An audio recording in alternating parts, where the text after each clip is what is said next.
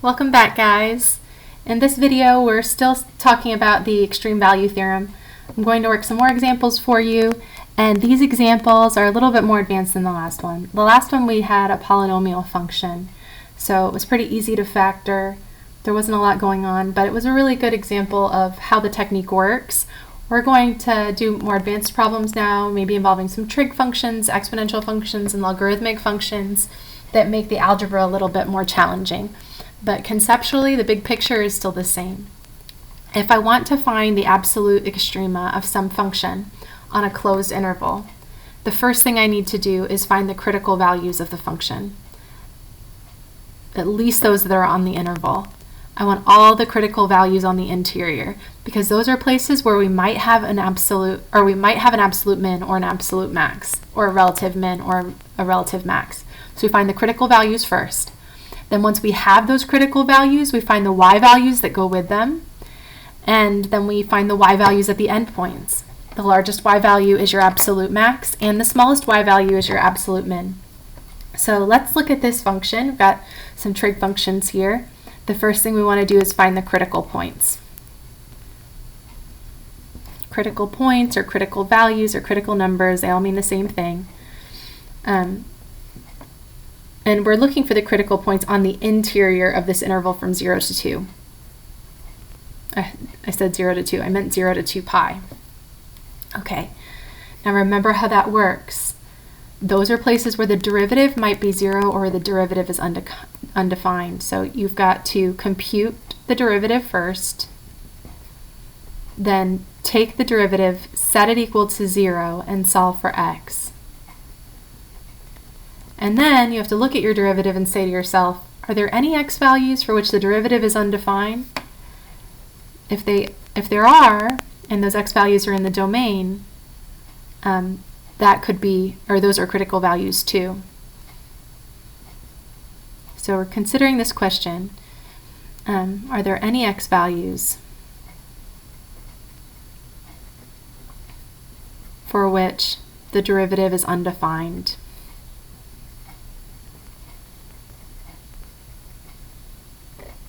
Okay, so that's the plan. So first let's take the derivative.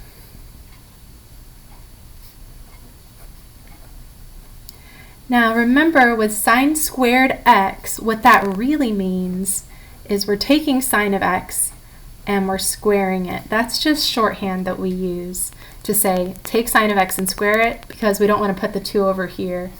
Then it would be ambiguous. You wouldn't know. Are you supposed to square the x first and then take the sine? Are you supposed to take the sine of x and then square it? We're not sure. So the notation is you put the exponent on the trig function, and that means you're really evaluating the trig function and then raising it to that power. So we're taking sine of x and we're squaring it, and then we're adding cosine of x. So when I take the derivative of this, I've got a function nested inside another function, so that requires the chain rule. So in order to take this derivative, I've got to do the derivative of the outside first. So I have the derivative of a function squared. The derivative of a function squared is 2 times that function. Substitute that in, and then you multiply by the derivative of the inside by the chain rule. And then the derivative of cosine of x is negative sine of x. And the derivative of sine of x we know is cosine of x. So we've got 2 sine of x cosine of x minus sine of x. That's our derivative. Now, I know there's a trig identity for this. If you know the trig identity, you might be tempted to sub it in. Don't sub it in. We want this f prime in this form because we're going to set f prime equal to 0. And in order to find out where this is 0, it's easier if we leave it like this, because we can factor it in this form. Since it's written this way, I've got a term over here and a term over here. If we're using the term loosely, obviously it's not a polynomial. But I've got this expression over here, and I'm subtracting this one. And so I can think of that as a term and that as a term. Well, given that, this is going to equal 0. I'm setting that equal to 0 and solving. This will equal 0 if like one of the factors is 0. If I can factor this and it's set equal to 0, then the only way I get 0 is if a factor is 0. So I look at this guy and I say, what do they have in common? Well, this one has a sine of x and this one has a sine of x. So I'll factor that out.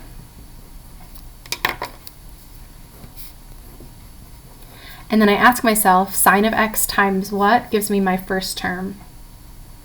Well, 2 times cosine of x is what was missing. And then I say sine of x times what gives me negative sine of x, just a negative 1. Now the only way that's 0 is if one of these guys is 0. So I set sine of x equal to 0, and I set 2 cosine of x minus 1 equal to 0. Now if you don't remember this, that's okay. You can either look at your unit circle to help you remember the solutions of this equation on the interval from 0 to 2 pi, or you can just look at a graph of the sine curve. I like to look at the sine wave. I find it very soothing. So we start at 0, and then a quarter of the period later at pi over 2, we're at 1. And then a quarter of the period after that, we're at pi, or the x is equal to pi, but we're back at 0. So we go from 0 to the max to 0.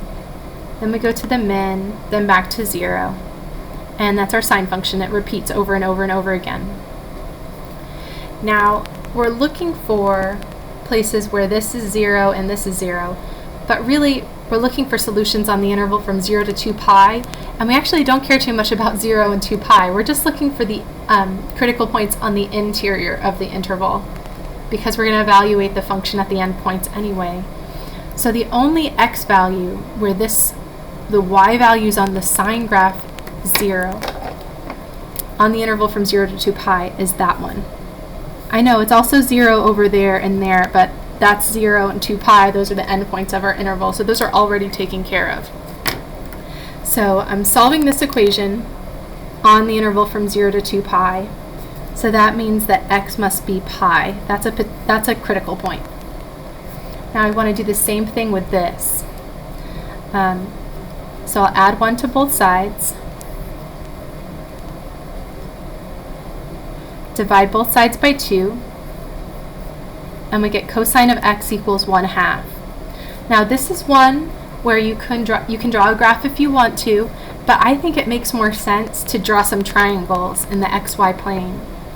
Now remember, cosine is positive whenever x is positive. So cosine is going to be positive over here and over here. So cosine is x over r.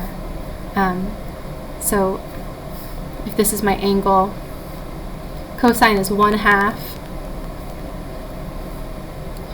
when I have a 1, 2, square root of 3 triangle. So that angle opposite the square root of 3, well, we know that that's a 60-degree angle, but 60 degrees isn't going to cut it in calculus class. We've got to switch to radians. 60 is 1/3 of 180, so it's 1/3 of pi. And we also get a cosine of positive 1/2 over here at negative 60 degrees, or negative pi over 3. But negative pi over 3 is not on our interval, so we're not interested in that. So this is our other critical value. Okay, so we found the critical values on the interior. Now we just want to find the y values that go with those critical values.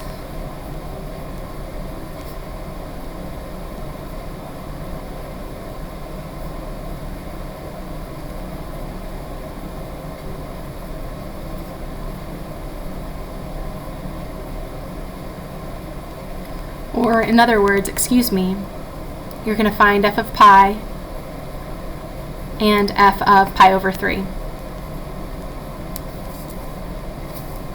Okay, so we'll say when x equals pi, f of x was sine squared of x plus cosine of x, And I'm just leaving spaces for where I want to substitute in my x, and my x is pi. So f of pi is sine of pi, quantity squared, plus cosine of pi, and sine of pi is 0. And cosine of pi, we haven't drawn a cosine wave, but we can. Remember, cosine starts at its max. It goes from max to 0 to min to 0 to max, like that. And the min, before we multiply by anything, is -1. So cosine of pi is -1. And so it looks like when we substitute in x equals pi, our y value on our graph is -1. Okay, now we need to do the same thing at x equals pi over 3, our other critical value.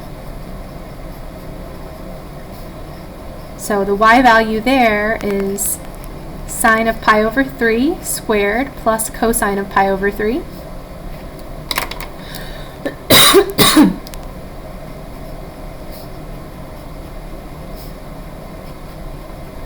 And from these triangles, we know that this angle is pi over 3. We see that sine is opposite over hypotenuse, so that's square root of 3 over 2. And we're squaring it. And cosine of pi over 3, that's adjacent over hypotenuse, so 1/2. So I get 3 over 4 plus 1/2, that's 2 over 4. So I get 5 over 4, or 1.25. Okay, so we found the y values that correspond to the critical values, but remember we're trying to find absolute extrema on a closed bounded interval. So the absolute extrema can occur where the slope is 0. Turns out slope is 0 at pi and pi over 3, where the slope is undefined. And look at this guy, I forgot to do that. This guy's well defined everywhere. Sine and cosine are continuous for all real numbers. Neither one of them is in the denominator. So this is going to be fine. There's no dividing by 0, no logs of negative numbers are 0, and no even roots. So we're good to go on this. So we've got critical values where the slope is 0 here and here. And then we also have potential mins and maxes at the endpoints of the interval. So we need to find the y values at the endpoints of the interval as well. So remember our function.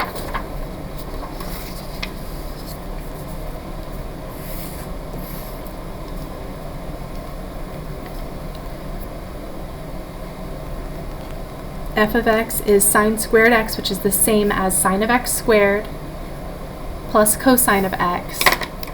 And I don't know what step we were on. It's not step 1. Step 3. We want to find the y values at the endpoints.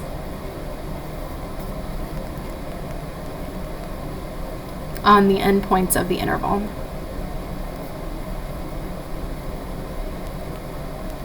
So we're finding f of 0 and f of 2 pi. Well, and because sine and cosine are periodic, with period of 2 pi, these are going to be exactly the same. So when x equals 0, f is sine of 0 squared plus cosine of 0.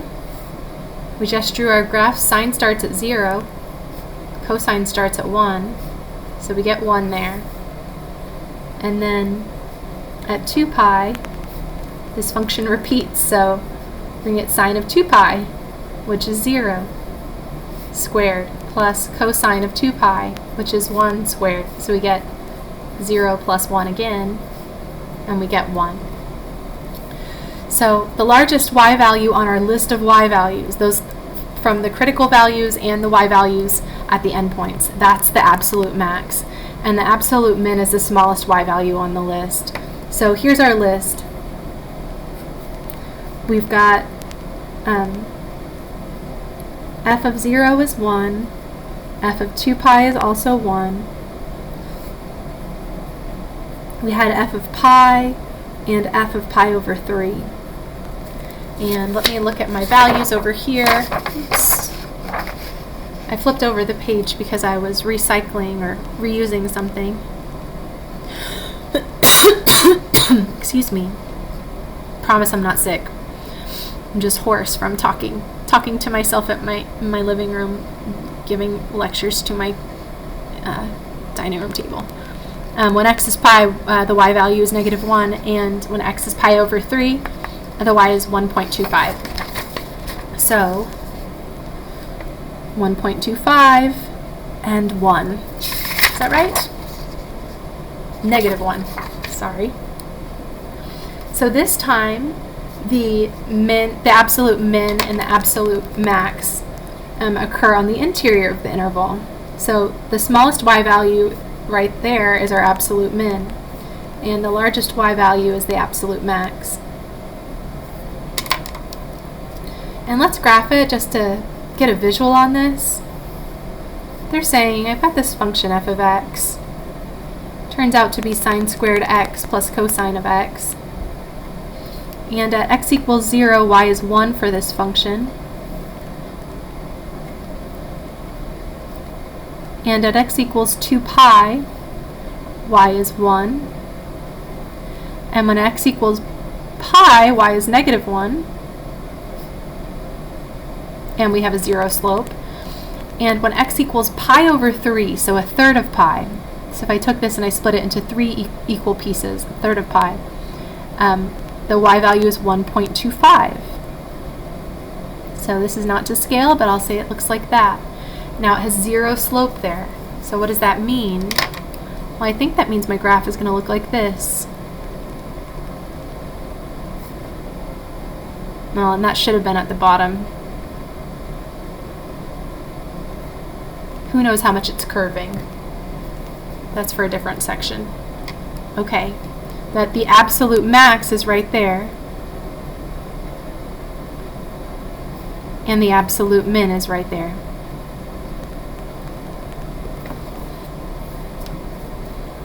So that's it. That's the extreme value theorem. And that was an example with trig functions. So let's do another one. Ooh, careful here. Oh, actually, we're fine. I've got a function. It's a rational function. So this has an asymptote when the denominator is 0 and the numerator is not. The denominator is 0 when x equals 2, but x equals 2 is not on our interval. So this is continuous and well-defined on this interval. So the extreme value theorem applies, and we are guaranteed to find an absolute max or an absolute min on the interval. So we're going to do the same thing that we did before on the last one. Always start. You're trying to find extreme values, so find the critical points. Critical points are potential locations of extreme values.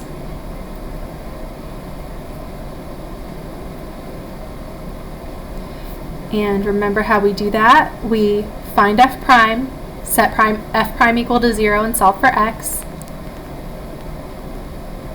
And then consider the question, is there an x value in the domain for which the derivative is undefined?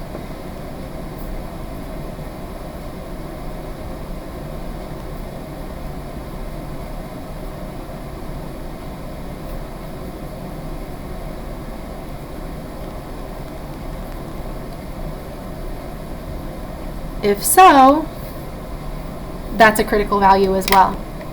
Okay, so let's compute the derivative. Got a quotient, so we'll use our quotient rule.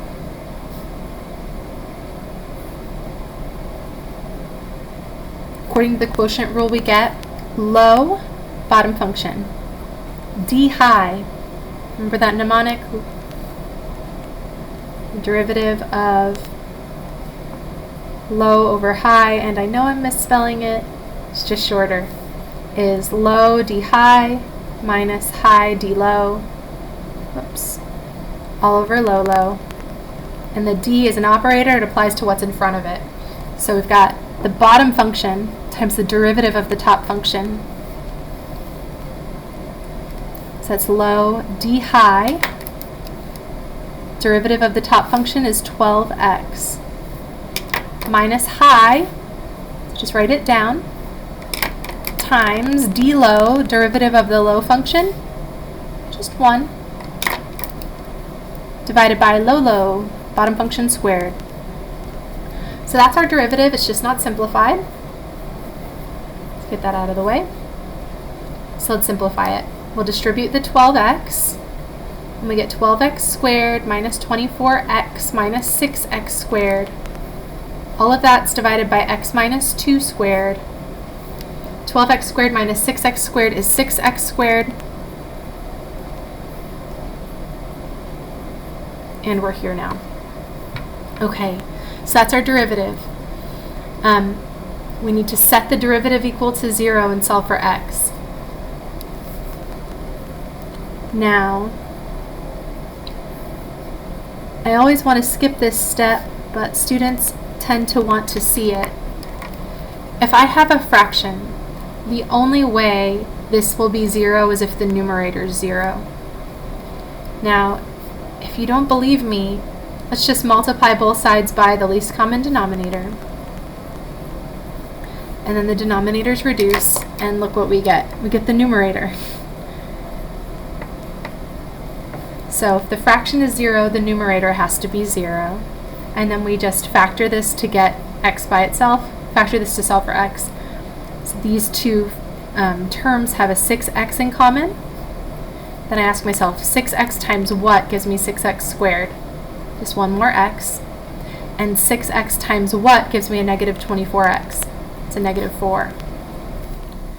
The only way this times this equals 0 is if one of the factors equals 0.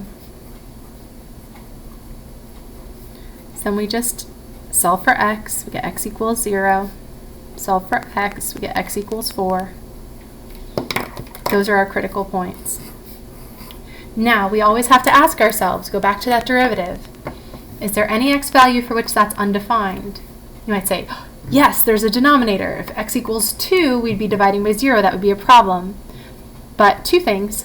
X equals 2 is not on the interval, and x equals 2 is not in the domain. So since x equals 2 is not in the domain of the original function and it's not on the interval, it's not a critical value.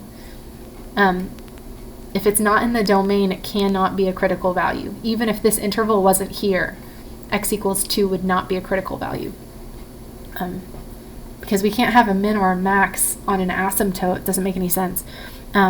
So we found the critical values, just 0 and 4. Now we just have to find the y values that go with those critical values, find the y values at the endpoints, and then the largest y value is the absolute max, and the smallest y value is the absolute min. Actually, just to save some paper, got all this space over here. Let's do this step over here. We're going to find the corresponding y values. And y values come from substituting into the original function, not the derivative. Derivative is giving you slope. We don't want slope, we just want y values. So we go back to the original function. So we say when x equals 0, g of x is 6 times x squared over x minus 2, and I'm subbing in 0. So of course I get 0. 0 over negative 2 is 0. And then when x equals 4, get g of 4, that's 6 times 4 squared over 4 minus 2. Do all that. So I've got 16 times 6, all divided by 2. 2 goes into 6 3 times, so we get 48. Yeah, when I draw my graph later, that's not going to be to scale. Okay, so when x is 4, y is 48. When x is 0, y is 0. Those are potential absolute mins and maxes. We can also have an absolute min or a max at the endpoints of the interval. So we've got to find the y values at the endpoints of the interval as well.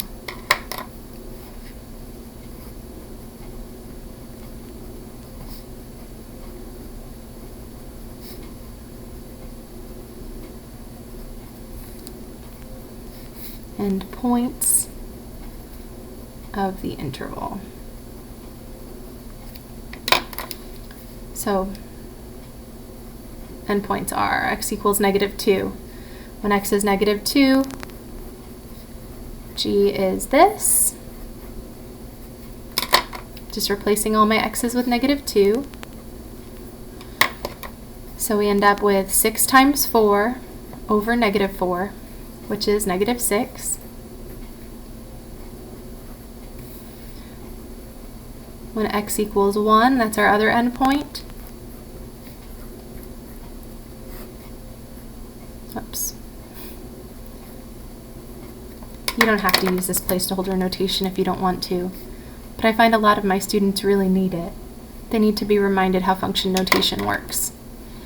1 squared is 1. 1 times 6 is 6. I've got 6 over -1, which is -6. Okay, so you've got all these y values, 0, 48, and -6 and -6.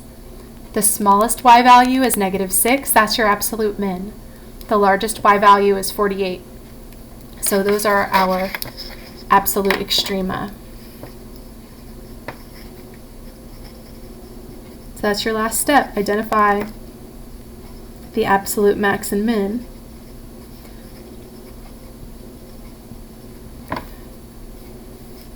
So we'll say we have an absolute max of 48. That's the y value. It occurs at x equals 4.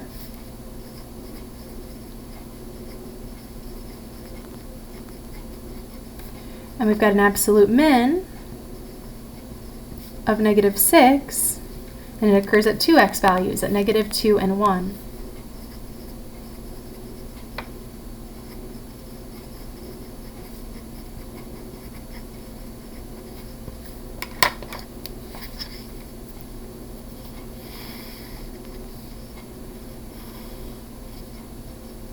So when x equals -2, y equals -6. When x equals 1, y equals -6. When x equals 4, oh, that's not even in our domain, is it? I should have ruled that out a long time ago. I forgot. X equals 4, 1, 2, 3, 4. Y is 48, not to scale. But that's not even on our interval. Our interval was -2 to 1. So I guess this is not the right answer. Glad we caught that. And because x equals +4 is not on the interval. But when x equals 0, y is 0. So it looks like our graph must look like this.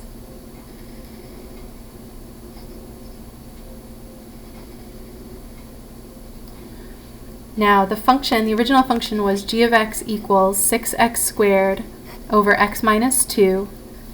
So that has an asymptote at x equals 2, as we talked about earlier this semester. And that x equals 4, y equals 48, that's a point on the graph. That may correspond to a relative min or a relative max, or all we know really is that the slope is 0 there. So we could have a slope of 0 because it's a min, or we could have a slope of 0 because it's a max, or it might be a slope of 0 because we've got a little flat spot. Maybe it's decreasing and then it just sort of gets tired and it rests for a moment and then it keeps decreasing, or it's increasing and it stops increasing and then it keeps increasing. We're not really sure, but that's not on our interval. The interval that they asked us about was -2 to 1. So we did a little bit of extra work. That's okay. It was instructive. We learned from it. We learned from my mistake. Always a good thing. Okay. So now what is our absolute max? Looks like we got an absolute max of 0 on that interval.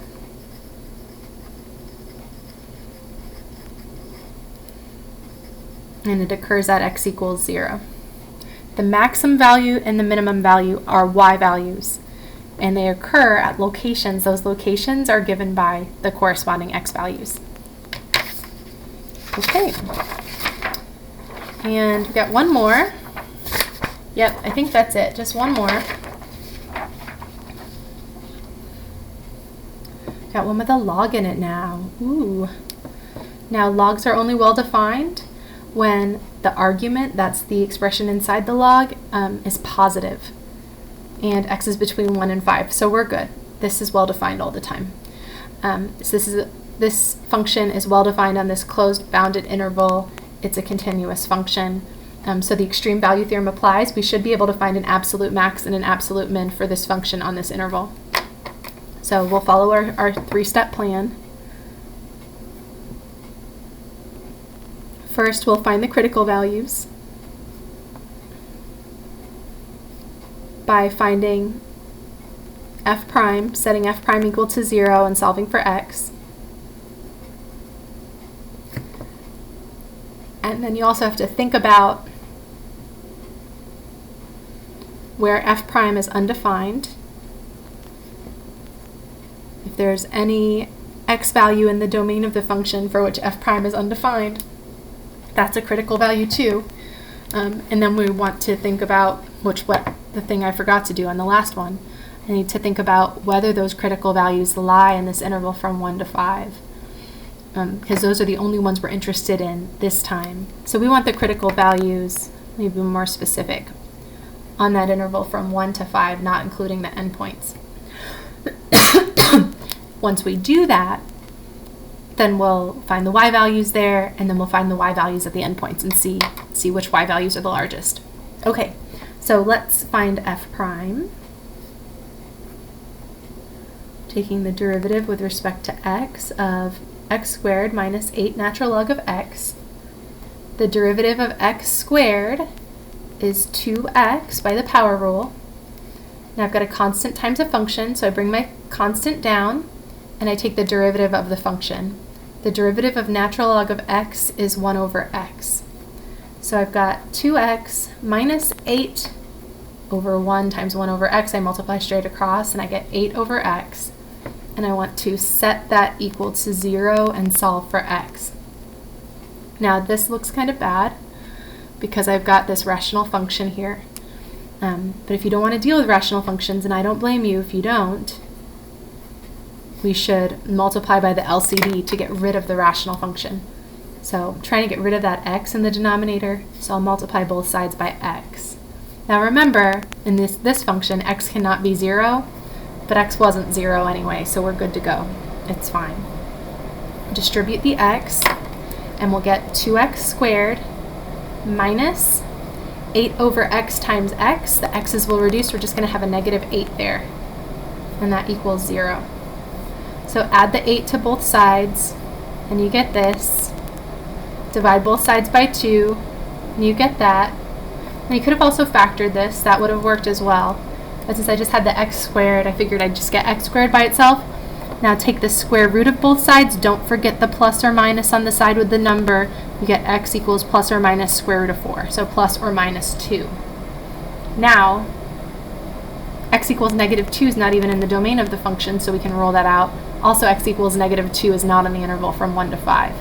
So the critical value on the interval from 1 to 5 is x equals 2. The other one is not even in the domain. Okay. So that's our critical value.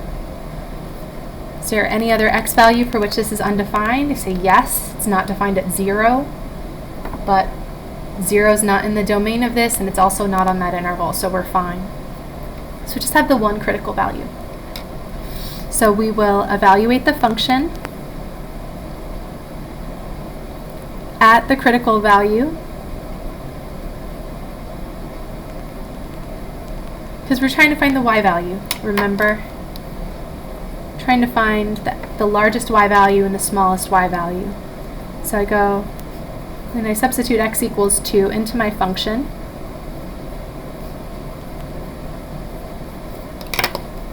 Placing all my x's with 2. And I get 4 minus 8 natural log of 2. And normally I like exact answers, but to graph it, it will help to have a decimal approximation. So I'll get out my calculator. So I don't know what natural log of 2 is in my head, but it looks like that is approximately negative 1.545, approximately. Okay. So we got the y value at the critical value. So the slope is 0 at x equals 2, and that's the y value there where the slope is 0. And now we want the y values at the endpoints. So you want to evaluate f at x equals a and x equals b, which in this case is x equals 1 and x equals 5. So we'll say when x is 1, y is this. We replace all of our x's with 1. Natural log of 1 is 0 because e to the 0 power is 1. So we get a 1 there. And when x equals 5,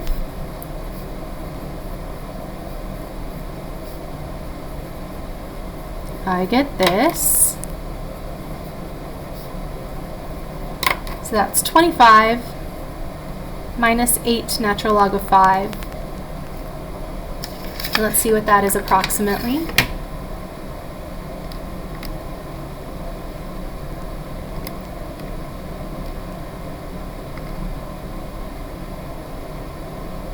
Oops, delete. About 12.124. So these are our y values. I've got this one, and this one. The largest one's my absolute max. The smallest one, the negative, is my absolute min. Remember, this is not just a procedure. These represent something geometrically. What we're trying to do is we're looking at this function on the interval from 1 to 5. This is not to scale at all. And we're saying at x equals 2, the y value is about negative 1.5.